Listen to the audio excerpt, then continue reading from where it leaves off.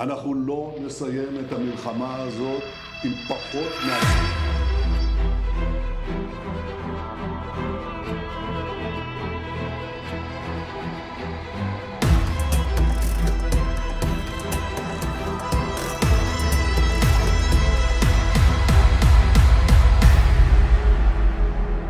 Welcome to the USS Global YouTube channel. Israeli troops have been responding very harshly to attacks from their enemies for the last few months. The offensive groups suffered a very big loss today because they continued their attacks despite all the blows they received. Hezbollah suffered one of the biggest shocks of its life this morning. Come on, let's see what's going on together. 4 members of the Hezbollah attack group were killed in an alleged Israeli airstrike on southern Lebanon last night, Lebanese security sources said. Lebanese media reported that a car was attacked in the village of Baflieh, about 18 kilometers, 11 miles, from the border with Israel. Lebanon's Civil Defense Rescue Force says 4 bodies have been pulled from a burning car in an Israeli attack. 2 security sources said the 4 people who died were members of Hezbollah. Following the attack, Hezbollah announced that 3 of its members had been killed on the way to Jerusalem, the term used for agents killed in Israeli attacks. Hezbollah makes this statement after every loss. There was no statement from the Israel Defense Forces regarding the attack. The alleged attack came a day after an Israeli soldier was killed in a mortar and missile attack by Hezbollah on an army position in the northern Malkia region. The name of the murdered soldier is Staff Sergeant Haim Sabak, 20, 869th of the Border Defense Corps, from the Combat Intelligence Collection Unit, Holon. Since October 8th, Hezbollah-led forces have been attacking Israeli communities and military outposts on the border almost every day. The offensive group says it is doing this to support Gaza amid the fighting there. The clashes at the border resulted in the deaths of 9 civilians on the Israeli side, as well as the deaths of 14 IDF soldiers and reservists. There have also been several attacks from Syria, and there have been no injuries. Hezbollah has named 294 members killed by Israel during the ongoing conflict, most of them in Lebanon and some in Syria. Another 59 people from other attack groups were killed in Lebanon, a Lebanese soldier and at least 60 civilians. Israel has threatened to go to war to push Hezbollah away from the border if it does not withdraw, and has continued to threaten communities in the north, where about 70,000 people have been evacuated to avoid clashes. Meanwhile, the Syrian media reported earlier yesterday an Israeli claim that an attack was carried out on a building in southern Syria on the outskirts of Damascus Dek. A state-run media outlet, citing a military source, claimed that some Israeli missiles launched by warplanes were shot down by Syrian air defenses and that the attack caused some material losses. The Syrian Observatory for Human Rights, headquartered in Britain, said the attack targeted a cultural center and educational facility belonging to the Iraqi al-Nujaba movement in the Sayyida Zainab district south of Damascus. 3 members of the group were wounded, according to the observatory, which claims to have a network of sources inside Syria. An Iraqi source from the group, who did not want to be named because they were not authorized to speak to the media, confirmed that a cultural center belonging to the group was destroyed in the Israeli attack, but reported that there were no casualties. Al-Nujaba does not have a declared military base in Syria, the source added. Defense Minister Yoav Gallant subsequently renewed a series of Israeli threats against Hezbollah in efforts to reduce the threat of residents being sent back to northern border communities. Gallant, speaking to troops near the Lebanese border, said he was committed to safely returning those living in the north and rebuilding those who have been destroyed. Then Gallant continued his words as follows: "The task here is not yet complete. It may be a hot summer." In other words, Gallant is making an implicit threat that Israel may launch a larger attack against Hezbollah if the aggressive group does not accept conditions that will ensure the security of the north. Gallant's comments come amid multiple attacks carried out by both the IDF and Hezbollah. Late yesterday, the Air Force attacked a structure belonging to Hezbollah's Radwan force in Jabal Rezlan. The IAF also attacked Hezbollah assets, including officials in some structures in Hayam, Odaise, Blida, Marun al-Ras, and Aita ash-Shab. Okt-Dek also attacked additional Hezbollah assets, including officials stationed at some structures in Qiyam, Odaise, Blida, Marun al-Ras, and Aita ash-Shab, the Air Force said. Earlier in the day, the IAF struck 20 Hezbollah targets in southern Lebanon, including ammunition depots and decoy infrastructure, within minutes. The forces used warplanes and artillery guns in the area around the village of Ramya. Detection of secondary explosions indicating the presence of ammunition depots during the attacks. Israeli forces used warplanes and artillery guns in the area around the village of Ramya. Detection of secondary explosions indicating the presence of ammunition depots during the attacks. The town of Marwahin and the village of Kafar Kila in southern Lebanon were also hit earlier. The attacks came in response to rocket shelling fired by Hezbollah into the north. Palestinian Islamic Jihad reported that 3 of its members were killed at some point during one of the attacks. Hezbollah said it had fired rockets and anti-tank missiles and launched drones at Israel multiple times the previous day, which had set off numerous sirens in a wide range of communities. Information about possible Israeli injuries caused by Hezbollah's attacks had still not been released at the time of publication of the news.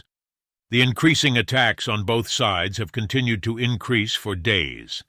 But neither side has crossed some unspoken lines to avoid a major escalation. On the other hand, the Israel Defense Forces and the 99 Division-led Shin Bet forces have launched an operation in Zaytun, a Gaza City neighborhood in central Gaza, to continue to crack down on terror infrastructure and eliminate agents. The Israeli armed forces said the operation began with a series of intelligence-based airstrikes against about 25 attack targets, including military structures, attack tunnels, observation posts, sniper decoys, and additional attack infrastructure. Israeli ground troops are currently working to protect the Zaytun area and its surroundings. The IDF has had to return to the area several times, because every time the forces leave, Hamas terrorists and their allies return to rebuild their infrastructure and attack Israeli soldiers. The IDF had first operated in Zaytun at the beginning of Israel's ground offensive against the area late last year. The forces carried out a new raid on the neighborhood in central Gaza last February. The Israeli forces, led by the 162nd Division, liquidated and wounded dozens of attackers and confiscated a large amount of ammunition. This operation continued for 2 weeks. At the same time, the IDF achieved another great achievement. In a joint operation based on Israeli Navy and Shin Bet intelligence, IDF troops and Shin Bet fighters eliminated the Hamas naval unit commander in Gaza City. An Israeli Air Force plane has cleared Hamas attacker Ahmed Ali, the commander of the attack group's naval unit in Gaza City. Ali has been involved in the management of Hamas Marine Unit projects in Gaza for the past few years. During the current Iron Sword War, Ali was responsible for attacks on Israeli territory and IDF ground troops operating in the Gaza Strip. Last week, Ahmed had been involved in advanced terrorist activities against the Israeli armed forces operating in the center of Gaza. On top of all this, new satellite images show that the Israeli offensive against the southern Gaza city of Rafah has expanded from airstrikes to ground operations. The images, which bear a striking resemblance to the early stages of Israel's ground offensive against Gaza last year, show the Israel Defense Forces active outside the border crossing zone between Egypt and Gaza, which Israel took control of Dek. The images, which date from May 5 to May 7, show some buildings being demolished with bulldozers, and show places that appear to be assembly areas of IDF vehicles. The footage shows some of the IDF forces entering more than a mile inside the Palestinian territory from the Rafah crossing gate. This increase occurred despite intense international pressure on Israel not to interfere in Rafah. For the first time, U.S. President Joe Biden said that he would stop some shipments of American weapons if Israeli Prime Minister Benjamin Netanyahu ordered a major invasion of the city. These Israeli ground operations follow a series of airstrikes against Rafah that have led to the complete destruction of several buildings and the death of at least 4 people in the past 24 hours, according to a local hospital. Satellite images show that these attacks are continuing. In one photo, smoke can still be seen rising from somewhere. Other footage showed people running through the streets of Rafah following yesterday's strike. Rafah has become the central focus of Israel's war in Gaza, as Netanyahu faces growing pressure from the extreme wing of his coalition to launch a full-scale ground operation in the city to destroy Hamas, while the more moderate wing urges him to prioritize ensuring security. During the nearly 7-month war, more than 1 million Palestinians fled to Rafah, where Hamas is thought to have regrouped after Israel destroyed much of the northern part of the Strip. Gazans began to flee the densely populated city after the Israeli military called for the immediate evacuation of residents in the east of Rafah earlier in the week. Satellite images show signs that some areas of Rafah have been razed by bulldozers and other heavy machinery, vehicle tracks, and degraded pieces of earth. The new operations shown in the satellite images are similar to the first ground invasion of Gaza in October 2023 and other parts of the region since that date. When the IDF advanced into northern Gaza, ground forces carried out a series of airstrikes shortly before moving in. When the IDF ground forces entered the area, armored bulldozers worked together with tanks and other military vehicles to bulldoze and raze buildings. The IDF said it was conducting a sensitive anti-aggression operation in certain areas of eastern Rafah, including targeted raids. The IDF also claimed that it had eliminated the attackers and uncovered the offensive infrastructure as well as underground wells in various locations of the eastern Rafah region.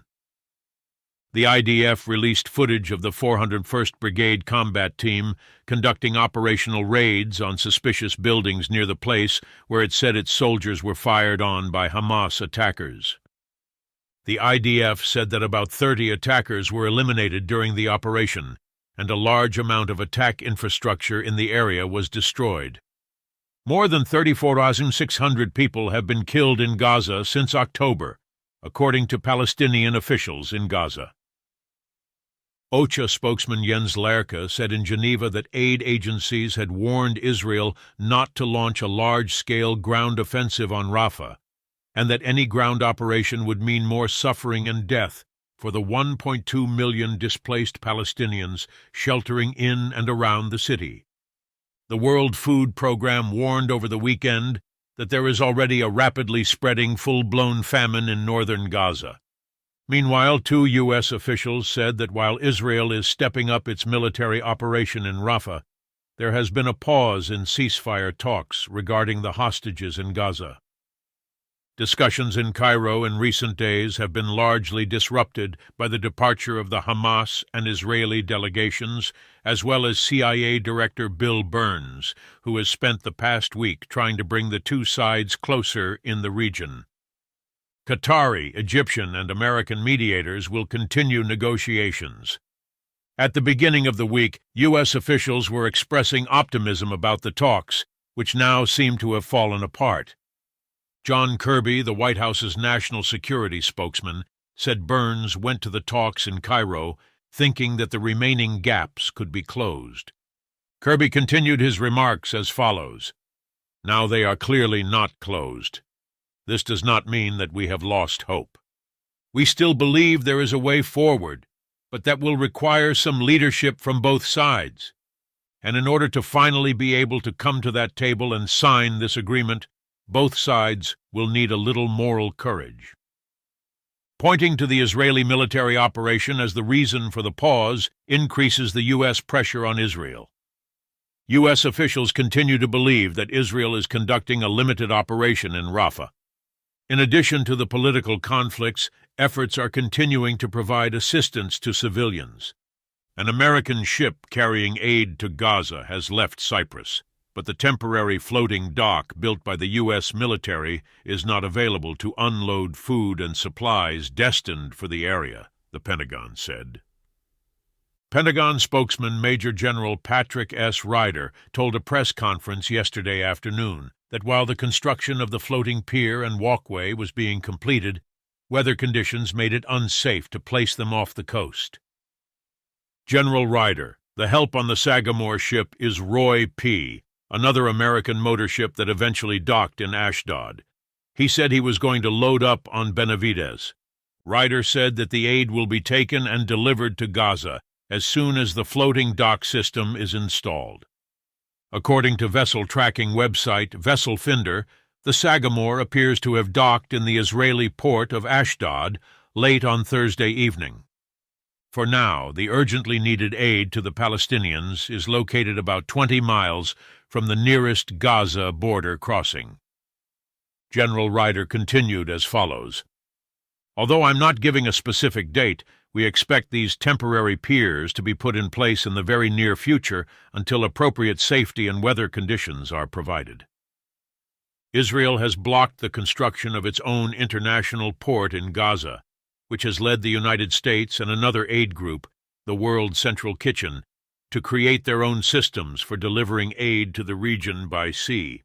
But aid groups and experts have often criticized maritime efforts for being costly and complicated ways of delivering aid, and have suggested trucking is a more efficient way of getting food to Gaza.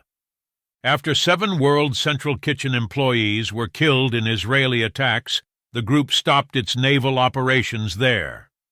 The food charity has since said it will restart operations in Gaza with the help of Palestinian aid workers. There is a need for more food in Gaza. Cindy McCain, director of the World Food Program, recently said that there are already shortages in some regions. After all, tens of thousands of people have fled since Israel's call to evacuate part of the southern Gaza city of Rafah this week, the United Nations said. The mass escape from the east of the city, a major hub for people displaced from their homes along Gaza's border with Egypt, was the latest time people have been forced to flee since Israel launched a war to disband Hamas. He led the deadly attack on Israel on October 7th. Louise Wateridge, a spokeswoman for UNRWA, the main UN agency helping Palestinians, said about 79,000 people had left Rafah since the beginning of the week. He posted a video on social media showing small pickup trucks loaded with mattresses moving slowly down a street full of tents. Ms. Wateridge wrote of extreme fear due to the serious shelling that continued throughout the night in Rafah and will continue this morning, and noted that those who continued to collect water survived. With the migration of people to the south, Rafah's population has increased to over 1 million in recent months. Hundreds of thousands of people are living in tents or makeshift shelters. Residents and aid workers describe harsh conditions and serious difficulties in accessing food, clean water, and medical supplies. Riyad al-Masri, a sign language interpreter, said he and his extended family decided to evacuate from Rafah because they were afraid of the Israeli advance into the city. Riyad al-Masri said he had been moved 5 times since leaving Gaza City when the war began, and described the prospect of a 6th uprising to another tent camp as torture beyond torture. But Masri said he did not have many options because he could hear military clashes, Israeli shelling, airstrikes, and artillery fire. Earlier in the week, Israel launched what it called a limited operation to secure the Gaza side of the Rafah border crossing with Egypt and destroy Hamas positions after 4 Israeli soldiers were killed in a rocket attack in another area the previous day. Israeli officials warned about 110,000 people in Rafah to evacuate and urged them to go to what they described as a humanitarian zone on the coast of Gaza, where they said they could get food, medicine, and other basic necessities. Many aid workers argued that the area, including the village of Al-Mawasi, was already full of people living in tents and could not handle another influx because it had inadequate water and sanitation. Many aid agencies are based in Rafah, and many said their operations had been compromised by the proximity of the clashes and the closure by Israel this week of 2 southern border crossings, the main crossing point for humanitarian aid. Israel said it had reopened the Kerem Shalom crossing gate, which it had closed over the weekend, but the United Nations said it was still too difficult for aid to transit. Jens Lerke, a spokesman for the UN Humanitarian Office in Geneva, described Rafah as an extremely active war zone and said that this presents serious difficulties not only in transporting goods through Kerem Shalom, but also in transporting them to areas in the south. Jens Lerke continued his words as follows: "We reiterate that the obligation of the parties to facilitate assistance does not end at the border or at the drop-off zone. Aid should reach those in need safely. Thank you for watching us."